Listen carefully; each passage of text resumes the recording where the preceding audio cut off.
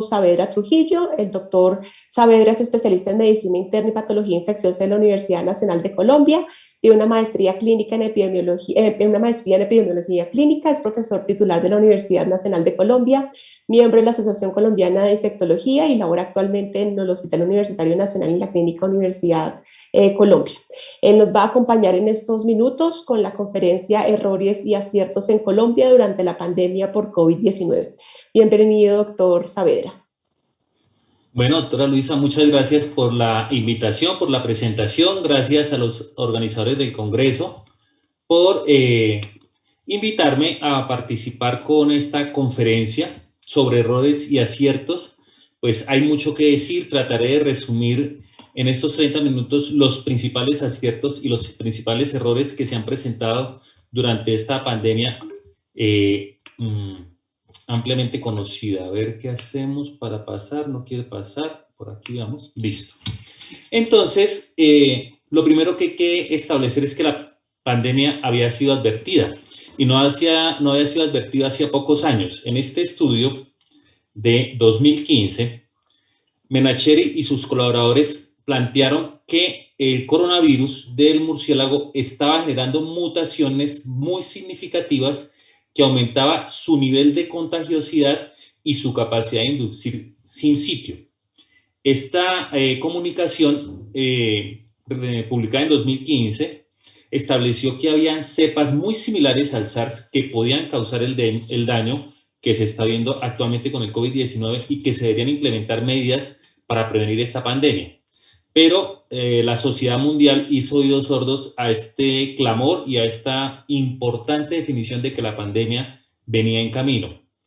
Para 2019 se presentó la infección en humanos por un virus diferente que fue identificado como un SARS-CoV-2 posteriormente. Lo que se lamentó es que esto se reconoció desde mediados de diciembre.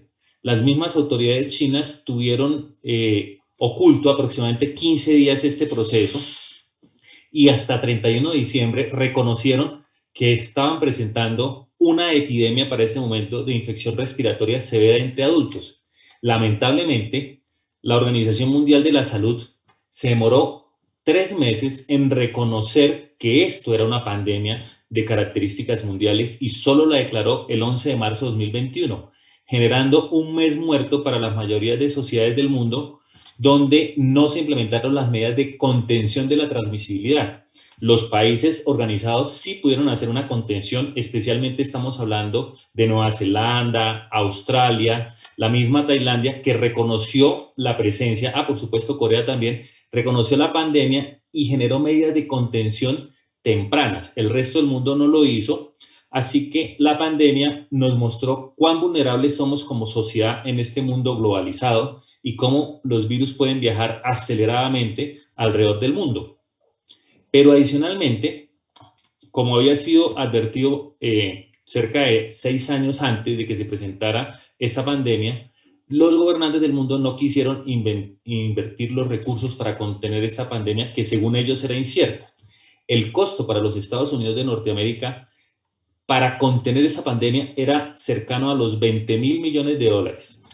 Pero el costo de la pandemia actual es 1000 veces mayor. Estamos hablando de 11.5 billones de dólares. Esos son 9 ceros después del 11, lo que equivale a un costo inmensamente superior a lo que hubiera sido contener esa pandemia. Recuperarse esta pandemia, pues tiene un costo cercano a los 260.000 millones de dólares, que son mucho menores a lo que ha costado esta pandemia. Así que uno de los puntos muy críticos que nos ha dejado desde el punto de vista universal esta pandemia, pues incluye primero que no tenemos herramientas para proteger a la población trabajadora y vulnerable, que necesitamos invertir en infraestructura pública para enfrentar próximas epidemias, que hay que eliminar la obsesión del déficit público y el nivel de deuda como representantes de la caída del PIB. Hay que invertir los recursos porque los recursos no deben ser mantenidos en los bancos, sino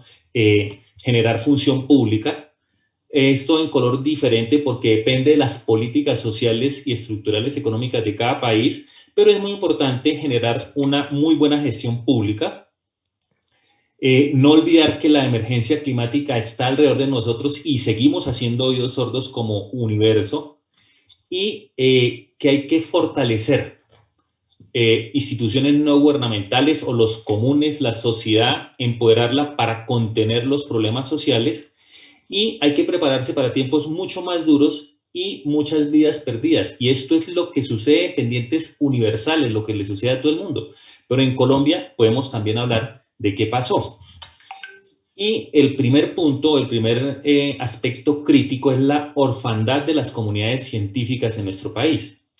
Ya para 2018 se había planteado que nuestros déficits en investigación y desarrollo era fundamental y que necesitamos recuperarlo a largo plazo para poder tener una capacidad de responder al mundo. En nuestro territorio o en nuestra zona geográfica, solo México y Argentina han logrado mejorar estas inversiones para poderse enfrentar a la pandemia, y está claro que la globalización de la ciencia requiere inversiones, generación de tecnología para enfrentar y resolver los desafíos de la sociedad.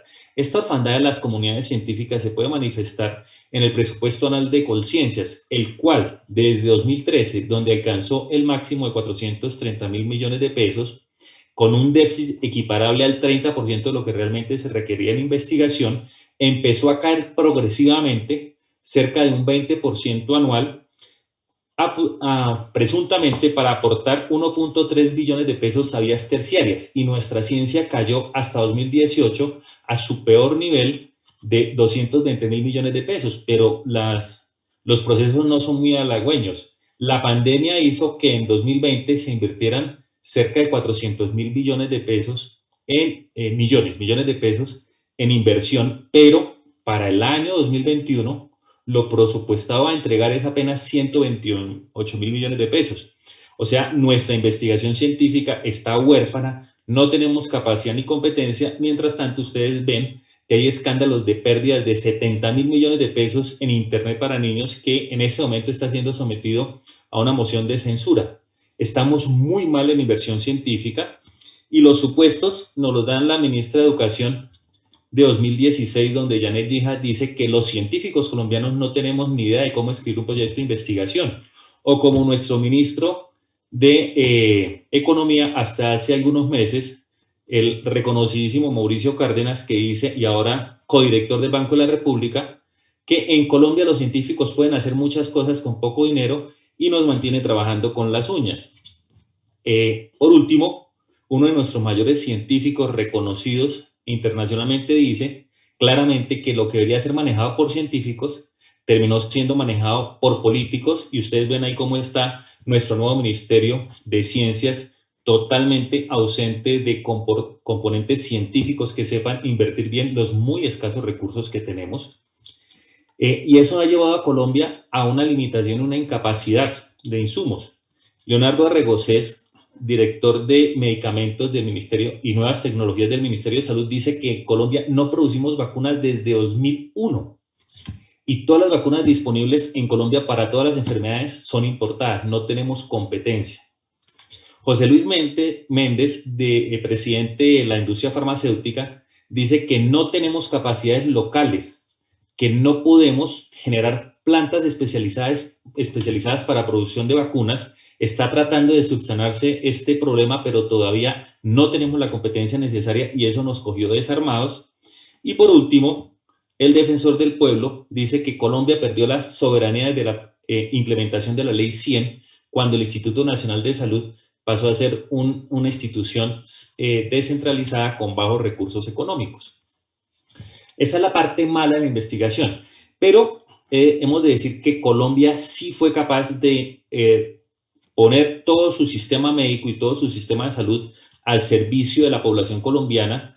Aumentó las camas de hospitalización a 44.000 cerca, pasando por eso, incrementó las UCIs de cerca de 1.000 UCIs a 5.000 en marzo de 2020, y en agosto ya tenía cerca de 10.000 camas de UCI, de tal manera que subió en un total de 83% de las camas existentes actualmente, aumentó su capacidad más de 4 veces. También aumentó las sedes prestadoras de salud, las camas de hospitalización en UCI fueron incrementadas de una manera magnífica, se tuvieron ventiladores instalados, el personal de la salud capacitado se incrementó de manera significativa en todos los centros de salud. Aquí las pruebas de diagnóstico pues aumentaron un poco, pero no fue lo que nosotros hubiéramos querido y ya más adelante lo vamos a ver. Pero para prestar salud, Colombia fue capaz de implementar 19 camas de unidades de cuidados intensivos por cada 100.000 habitantes, lo que lo pone por encima de todos los países de América y lo puso en un buen ranking mundial cuando se compara contra Estados Unidos o Alemania. Esto tiene un valor significativo porque la letalidad esperada para la letalidad presentada hasta la fecha es de 125.097 personas que han perdido la vida en Colombia en relación con la COVID-19.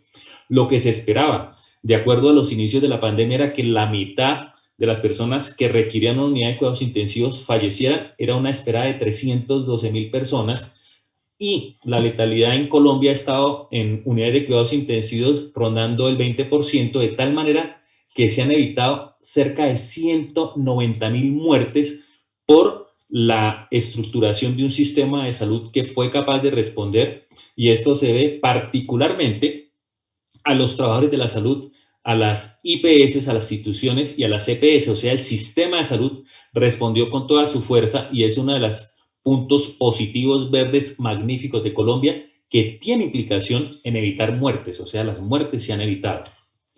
Pues cuando vemos y cómo se presentó la infección en Colombia y empezamos a compararnos de manera significativa y como debe ser con los otros países del mundo, vemos que las curvas se superponen. Esta curva morada es la curva colombiana y se ve superpuesta aquí muy bien contenida cuando se compara con otros países del mundo como el Reino Unido, los Estados Unidos de Norteamérica, incluso a niveles cercanos a los de Chile, que es nuestro referente más cercano.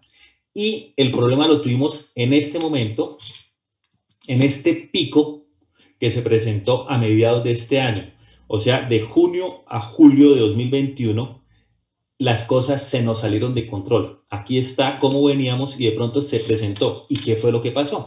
Entonces empecemos a notar.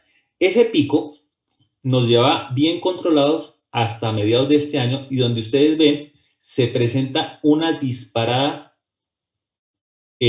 incontenida, una disparada que nos llevó a esa meseta de casos y mortalidad que todos conocemos y que puso a nuestro país en un rango de alto impacto. Si ustedes ven, es uno de los países en América que más impacto tiene, con rangos de 50 a 100.000 muertes por millón de habitantes. Eso es muy alto.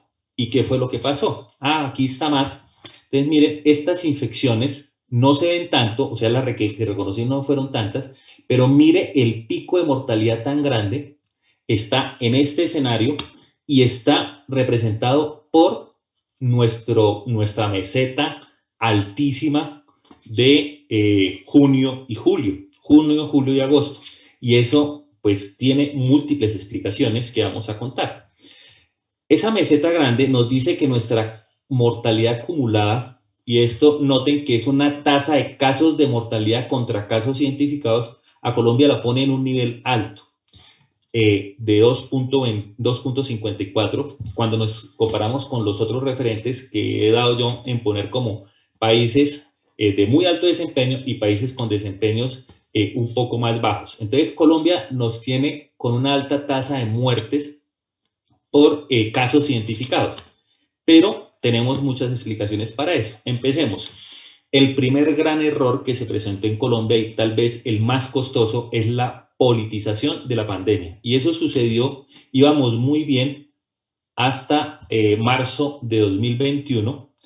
Empezamos la vacunación en febrero muy juiciosos, pues se compraron con la mejor velocidad que se pudo las vacunas. Posteriormente vino el paro, que ustedes todos reconocen, empezó el 28 de abril de 2021. Y aquí, con motivo de este paro y estas aglomeraciones, se cometió un error en el país y fue la apertura económica. Y ustedes ven esta apertura cómo impactó claramente en el número de casos confirmados. O sea, este pico es el que nos tiene más valor. Y si comparamos contra lo que venía paseando, me devuelvo, aquí está las intervenciones y aquí esta foto que yo les pongo aquí, la presenta a la alcaldesa Claudia López, que decía que no podemos dejar las cosas pasar. Y esta pandemia estaba muy controlada, y aquí estamos hablando del 11 de marzo de 2020, con los casos COVID, pero con la politización que se presentó a pesar de lo que estaba pasando y en contra de lo que se dijo, y pongo aquí a Bogotá como representante más grande de población colombiana, se dio la apertura a pesar de lo que hemos pedido de que no abrieran el país en casos de pico.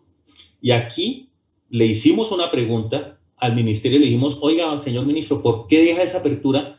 Y lo que sucedió aquí es que esta apertura dependía de los alcaldes y de las gobernaciones y de los gobiernos locales. El ministerio había dado alineamiento para que se cerrara de acuerdo a la necesidad y se fue en público. Aquí cometimos el error. Y este pico es el que cambió toda la estructura de lo que ha sido la pandemia en Colombia durante todo su proceso. ¿Y cómo se explica este proceso? Miren, aquí lo que sucedió.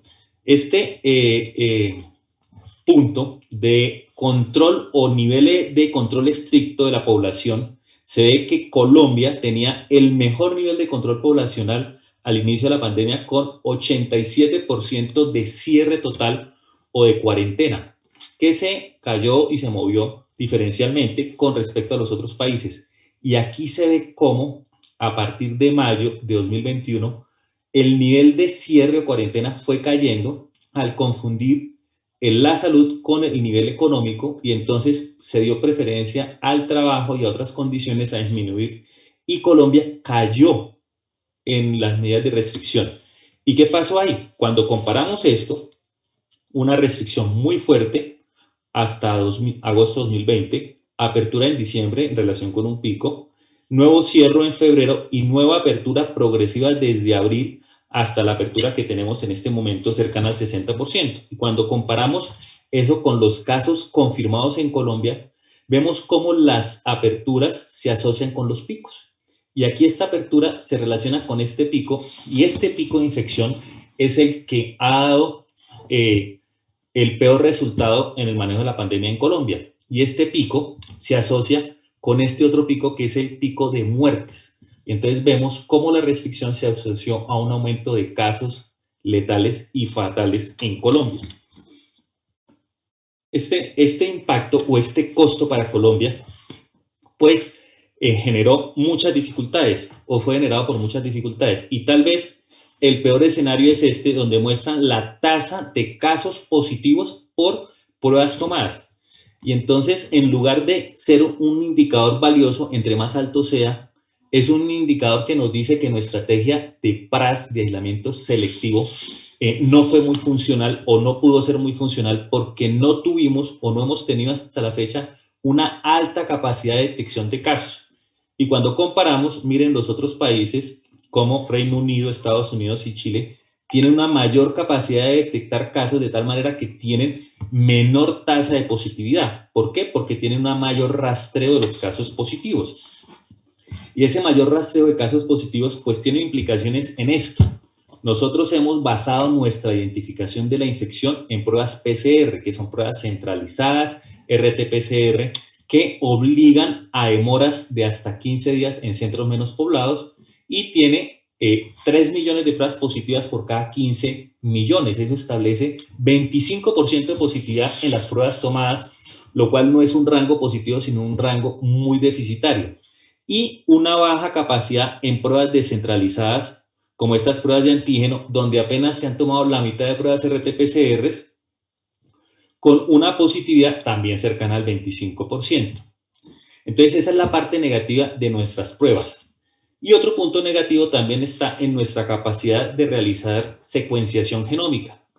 Al 31 de agosto de 2021 se han reconocido que en Colombia hay 2.700 pruebas genómicas con 61 linajes identificados. En el Reino Unido, por su parte, con una población bastante similar, apenas 5 millones de personas más, han realizado 816.294 pruebas genómicas. Sin embargo, este resultado no ha sido del todo negativo. Esto equivale a que nosotros hacemos el 0.32% de pruebas de las que ha realizado el Reino Unido, muy poquitas. Y en ese 0.32 se han identificado 61 linajes de 2.700 secuencias de 6.300 tomadas. Pero aún con eso se encontró que el pico pandémico, y eso empieza a mostrar por qué tuvimos ese problema, la variante Mu, antes reconocidas como B1.621, representaba el 53% de la circulación total de Colombia y desplazó las otras variantes, la alfa y la gamma, que pues antes se reconocía como la originaria de Brasil, o la P1, desplazó significativamente estas variantes y dejó que durante el pico máximo de transmisión fuera esta variante Mu la que nos estuviera afectando con mayor contagiosidad y un alto índice de letalidad. Hace 3 días fue reconocida como una variante de interés para el Reino Unido y casi va a ser reconocida próximamente como una variante de preocupación, así que nosotros tuvimos un gran pico pandémico, un pico epidémico por esta variante. Cosas positivas dentro de nuestro sistema de salud, sí. Mire, esto es importantísimo. El total de muertes reportadas asociadas a COVID, esto es en el mundo entero, ustedes ven que está muy por debajo de lo que realmente ha sucedido. Este es el exceso de mortalidad en el mundo y esto es lo reportado por COVID. Pero Colombia ha tenido un muy buen sistema de reconocimiento de la letalidad y nosotros estamos en el rango de 1 a 1.25 casos por encima de la mortalidad asociada a COVID no reconocido. Esto significa que realmente sí hemos identificado y obviamente, ¿se acuerdan que les dije la politización de la pandemia? Eso ha sido utilizado por intereses oscuros en decir que nosotros no hemos hecho nada, que Colombia es uno de los peores países del mundo y realmente no fue así, fue muy buena hasta el pico de mayo-junio, cuando se inició el pico de la aparición de la variante Mu en Colombia. Esto nos muestra que el exceso acumulado de muertes de Colombia está por encima de muchos países, pero no es por la cosa mala, sino porque ha sido capaz de identificar adecuadamente nuestras muertes asociadas a COVID, incluso mejor que muchos estados de Estados Unidos o en muchos países europeos. O sea, en eso de notificar nuestras muertes, nosotros no hemos ocultado nada. Y finalmente, aquí estamos en nuestra curva de vacunas, donde mostramos que estamos llegando al 30% de personas totalmente vacunadas, pero también tenemos problemas. Si tenemos éxito en reconocer las muertes, tenemos problemas en reconocer las vacunas. Y es nuevamente por nuestra politización y la dificultad para reconocer y hacer una gestión unificada. Eso es lo que tiene el país de reconocimiento de vacunas y dice que tenemos una cobertura apenas del 33% de primera dosis y 24% de las 2 dosis completas, cuando en realidad tenemos un poco más, pero no se ha notificado adecuadamente y ya vamos a ver la ciudad que más vacuna es la que menos notificación tiene. Otro problema que tenemos es cómo la cobertura por edades va disminuyendo, a pesar de que están todas las edades ya abiertas. Vemos cómo hasta los 79 años, hasta los 70 años las personas se han querido vacunar, pero de ahí para abajo nuestra cobertura por edades entre 60 y 69 años llega al 50%, mayores de 50 años del 40% y mayores de 40 años apenas del 26%. O sea, solo 1 de 4 personas entre los 40 y 49 años está vacunada y no se diga de edades menores que se pueden vacunar. Entonces, nuestra curva de vacunación pues muestra que hay muchas personas en Colombia que no se quieren vacunar. Bueno, tenemos el déficit de vacunas, pero es transitorio en estas 2 semanas que ha sucedido, pero debemos insistir y propender mucho por la vacunación. Sin embargo, ustedes ven que esto es lo que tiene dateado el ministerio y lo que tiene Bogotá es que cerca del 50% de los bogotanos estamos vacunados con las 2 dosis y cerca del 70% tienen al menos una dosis de vacuna, pero esto no ha sido notificado al ministerio, que tiene a Bogotá apenas con el 30%. Entonces, como ustedes pueden ver, la notificación del sistema de vacunación no corresponde a pesar de que los datos existen. Y esto es un problema muy grande para establecer la comunicación. Finalmente, otro de los problemas es nuestra lucha de economía contra la salud. Y entonces, ¿qué hemos encontrado o qué ha sucedido con la pandemia? que más de 2 millones de hogares ya no pueden comer sino 2 veces al día. Cerca del 70% no tienen recursos para ahorrar y 20% no tienen ninguna reserva sobre qué trabajar. Así que tenemos 4.6 millones de personas en pobreza extrema y ya nos aumenta a 8 millones en pobreza multidimensional, con 8 millones de personas en población vulnerable. Esto representa inseguridad, esto representa pobreza, esto representa muy altos riesgos. El Producto Interno Bruto de Colombia cayó para 2020 en 7%. Ya habíamos hablado de los 4 millones de desempleados y cerca de 600.000 micronegocios perdidos. Y esto se ve en cifras terribles. De la población que podría estar ocupada totalmente, solo está ocupada el 51% y tenemos una cifra de desempleo de 14.8%, lo que nos está hablando de que hay más de 8 millones de personas desempleadas y cerca de otros 10 millones subempleadas, o sea, en unas condiciones muy precarias de salud, lo que nos establece que a nivel nacional, pues el índice de pobreza multidimensional está en cerca al 20%. Estamos hablando de más de 9 millones de personas colombianas en un índice de pobreza absoluto. Entonces podemos concluir que tenemos aciertos, un sistema de vigilancia muy activo, hay que mantenerlo. La ampliación del sistema de salud fue excelente y ayudó a contener una gran mortalidad. Se desarrollaron lineamientos para enfrentar la pandemia, lo cual ayudó a que esa mortalidad disminuyera, a que fuéramos unificados. Esto, debo decirlo, nosotros como Sociedades Científicas Unidas logramos establecer un lineamiento de manejo centralizado, se disminuyó el escape de médicos que fueran y utilizaran irracionalmente los medicamentos, pues claramente hubo personas que se escaparon, pero en líneas generales los lineamientos, el consenso llevó a acciones racionales en el uso de medicamento. Se evitaron acciones osadas con el uso de tapabocas y el distanciamiento. Se optimizó el uso de medicamentos con apenas sospecha de efectividad, aunque cometimos errores al principio de la pandemia por el nerviosismo y por el temor. Esto se controló. Tenemos ajustes continuos al conocimiento, o sea, vamos actuando y hemos sido mucho más rápidos que muchos países en el mundo en aplicar el conocimiento de manera adecuada, incluso con la vacunación. Lo tenemos en gris porque es en este momento nuestro mayor talón de Aquiles el acceso a la vacuna en Colombia. Y como conclusiones finales, hemos tenido éxitos y errores durante la pandemia. Lamentablemente, los errores en políticas públicas pueden tener unos costos enormes, como se vio en el pico de mortalidad.